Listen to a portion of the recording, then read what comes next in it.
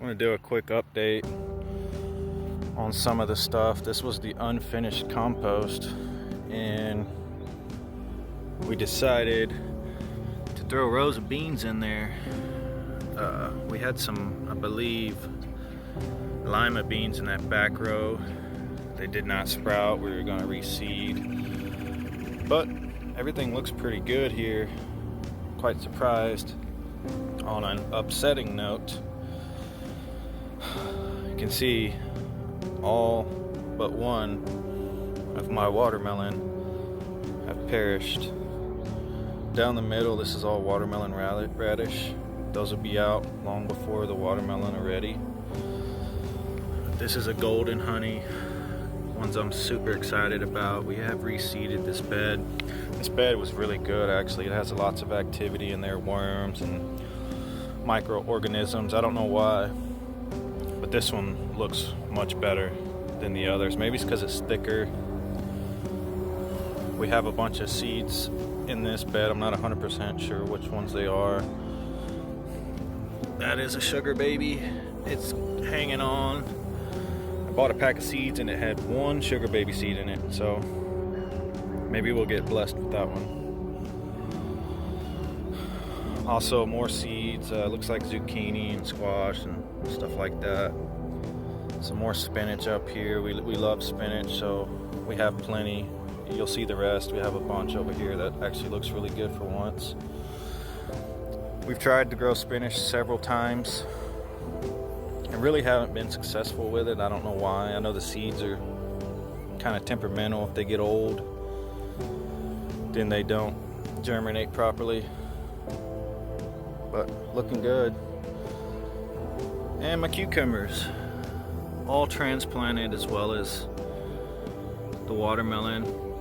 We have lost a few. Can't tell you why. Probably just transplant shock. Those might come back, and that's why I'm leaving them. Same as the watermelon, just to see what they might do. And of course, I love this trellising. It's gonna look really nice once everything grows up. And I wanted to show this stuff here. They were in this bed, which I will get to that one. We just threw seeds out and they were tiny, you know. So I put them in the ground over here. It's all curly kill and they're looking awesome. I have realized that in the ground here, stuff grows well. If you look back at last spring, I had 2 giant tomato plants right over there, just growing in the ground. All of our peppers, we're trying this stuff in this bed to see how it does. It's got compost on there. 2 of my dwarf tomato projects. Once these get up, I'm gonna do like a Florida weave, most likely, because those tomatoes shouldn't get too much taller than those peppers, hopefully. Maybe 3 or 4 foot tall. And my disorganized corn bed, nothing has sprouted. Probably due to the last 2 days. We got down in the 50s and in the 40s in the morning, so they haven't sprouted. I'm super excited about this peaches and cream corn. And I have these posts for a reason, just in case the wind. Last 3 times I've grown corn, the wind has taken them out every time. Between that and the worms, it's proven to be difficult. We got our beautiful little orchard, looking good. Look at the flowers on there.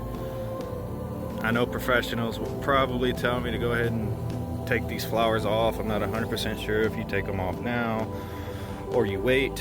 There you go, look at that guy. That is awesome. That's the first one I've seen open. Moro blood orange. We actually pruned this one because it had 2 tall leaders. You can see it's key lime. This is our Meyer improved. This one's looked good since the day we got it. It's grown quite a bit. This is our newest one, Orange Frost. Satsuma. It doesn't have any flowers, but it probably doesn't produce during the spring. Blueberries. We have a pink lemonade and the other one is unidentified. So, not sure what that one is. but they're coming back. They look great. Potatoes. Sorry about the noise. My wife's watering all this stuff next to me here. They haven't all sprouted, but they're getting close. Our Celeste fig is coming back strong. Made it through the winter, all the 17-degree nights, no cover, no nothing. We've only had it for less than a year, but it did really good.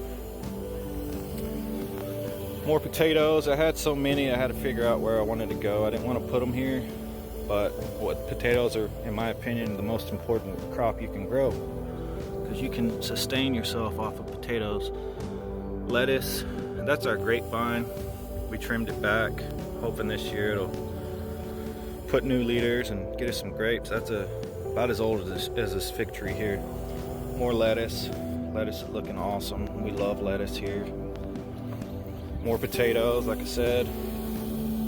We had quite a bit after I'd cut them.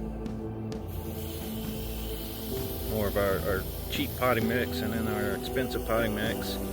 If you guys want good mulch, go to HEB. This is the best mulch we've found. It actually breaks down and leaves back some organic matter pretty quick, so we actually really like this mulch. Got some of my dwarf tomato project plants here. Rosella purple, chocolate lightning, another Rosello. Super excited. It's supposed to be like a Cherokee purple, but just in a dwarf size. We're gonna find out. Another one, Maori Warrior, Iditarod red. This is a little Violet de Bordeaux fig. It got really cold right after we put this thing out, so I'm thinking that's what that is, but it's definitely not going anywhere. And then here's the beautiful bed. Look at that. All along the front and the side there is all spinach. So I think we're gonna be successful on spinach this year. And then of course, my tomatoes. These are all full-size, indeterminate tomatoes. Gardener Delight, we wanted to try that one. Amish Paste, San Marzano, and another San Marzano. We wanted plenty of paste tomatoes because we plan to can. More lettuce. I believe these are romaine, and then two of these in here are a Butterhead variety that I had to replace. And then the Sun Gold, always outdoing everything else. If anybody watching this wants one tomato plant, doesn't know which one to get, Sun Gold. I'll vouch for this plant. I'm telling you, it's the best tasting tomato you'll ever have. It's a cherry tomato. Very productive, very vigorous. Literally the best tasting tomato I've ever had. Cherokee Purple, which is the best tasting full-size tomato I've ever had. And I've probably grown 20 or 30 varieties. I can't say I've grown them all. Chef's Choice Green. This was an afterthought. I actually got this plant from work and it looked really cool, and I haven't had a good green tomato yet, so we're gonna try that one. Queen of the Night, we grew this last spring, did really well. It always stays darker, like that dark kind of purple, even when it's full size. And it makes kind of small, like golf ball sized tomatoes, but they have stripes, they're really cool. And we got our Beauty King, which is probably the second best tasting tomato I've had, full-size tomato. It's a beautiful bicolor striped tomato. It's a Brad Gates variety. And it just tastes almost just as good as a Cherokee Purple. Let me go up front here. We got some more stuff over here. The garden never ends, which I'd have twice the amount if I could.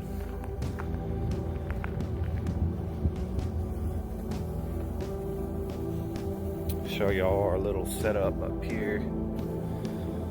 These are all beans along the front here next to the pavers, and all peas along the back so they can trellis up this fence. We plan to have this whole fence covered.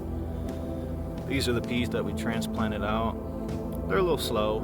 I mean, yes, that one's getting pretty substantial, but It's definitely